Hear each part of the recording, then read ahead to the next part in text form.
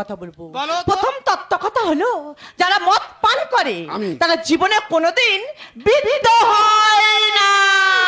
বাবা এমনি সব জানে। এই তোর কীর্তন কথা, তুই ঘরে যা, ওরা। ঘরে যা। তোমার এই কীর্তনী এসে সত্যি কথা বলছে? সব সত্যি কথা বলতেছে। আমি বুড়ো হবনি। তুই একদম পুরো নয়, একদম 13 বছরের ছেলে। জানো দা আচ্ছা ক বছর মদ খাচ্ছি বাবা? কত খাচ্ছি? হ্যাঁ আমার জন্মের 5 বছর আগে থেকে। কি করে? আমি তো আমার মার পেটের ভেতর আসার আগে থেকে মদ খাচ্ছি।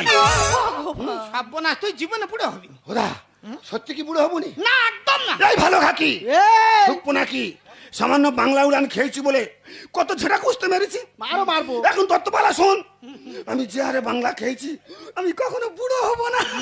কচি খাইবো, বুড়ো হবে না। আমি আর বেশি দ্বিতীয় খাবো। তত্ত্ব কথা হলো, যারা মদ পান করে আরো খাবো। তাদের গৃহে কোনোদিন চুরি ডাকাতি হয় না।